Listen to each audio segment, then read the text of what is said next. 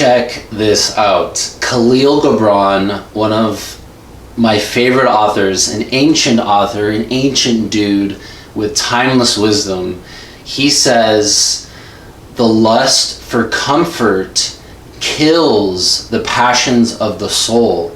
The lust for comfort kills the passions of the soul. When I say the word lust, what comes up for you? For me, it's a fantasizing, it's a kind of the energy of grasping. I don't have it, I'm lusting after it. There's kind of a flavor of neediness. There's definitely a sense of putting it on a pedestal when I lust after something. So the lust for comfort kills the passions of the soul. So what is Kahlil teaching us here?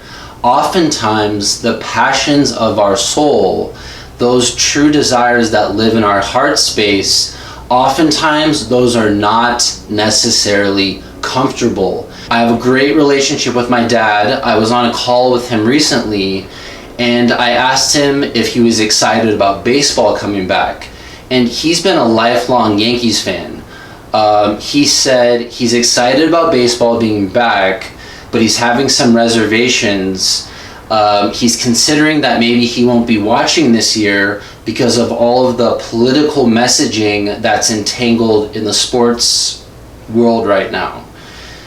So the baseball conversation kind of started to slip into racial justice and the ingrained systemic racism that is unfortunately so deeply rooted in our country's history. And given all that's been going on lately, I myself am diving into self-education much more than I ever have before on these topics, because I'm realizing that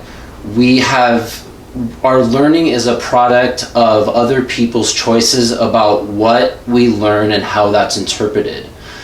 So there's a good deal of unlearning and deconditioning or unconditioning that gets to go on. So when we look at the past, we can see it with clear eyes, so we can stand powerfully in the present with that sobering, clear relationship with the past, and from there we can build a new future. So I'm having this conversation with my dad, and I'm starting to tread into uncomfortable waters. It's starting to get uncomfortable. And I'm standing in this fork in the road of, you know what, I can suggest we switch topics, I can fall silent, I can let him just share his perspective and then we'll move on. I can take a passive approach, I can not show up, I can take the easy way out. That will personally feel the best for me in this here moment. That was an option that I was aware of in that moment.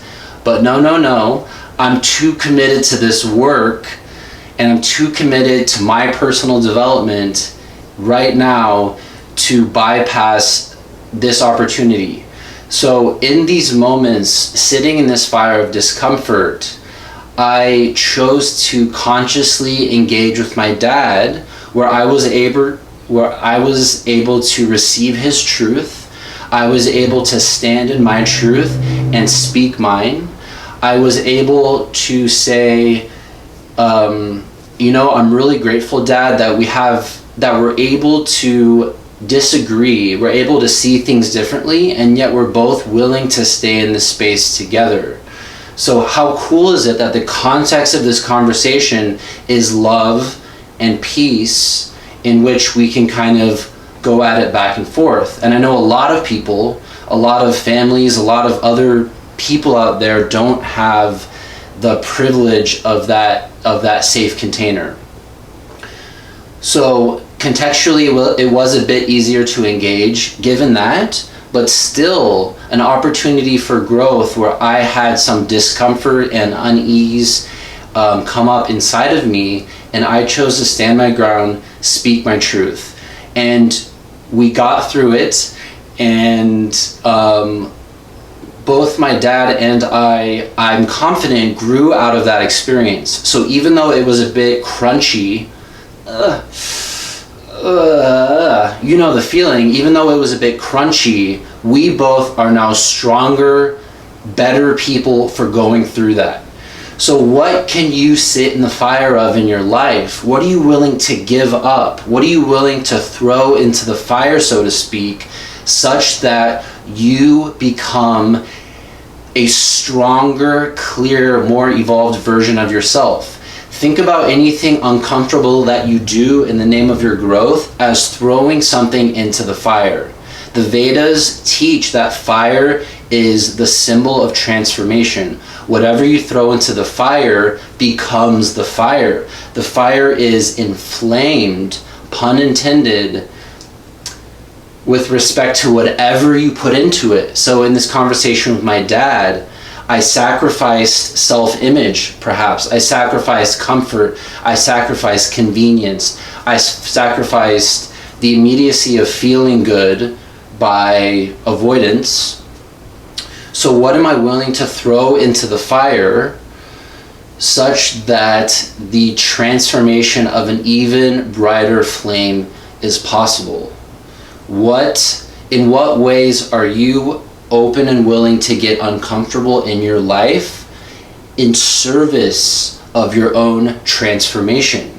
If we all sit around steeping in comfort and repeating the known, not much is going to get done, and there will be other outlying consequences that will then come in. Do you want the sting of stagnation, or do you want the burning flame of evolution? In a positive context, it hurts to stay put. To stay the same person after a while starts to not feel good. And with progress and growth and expansion, there's also a certain pain involved. But this second kind of pain is supported by nature. Nature is evolving on the grandest scale.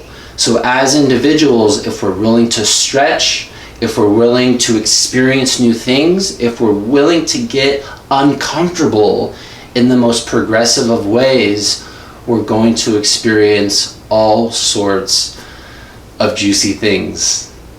Thank you so much for your time. I hope and trust that you received value from this message. It's been an honor to be here with you. Namaste.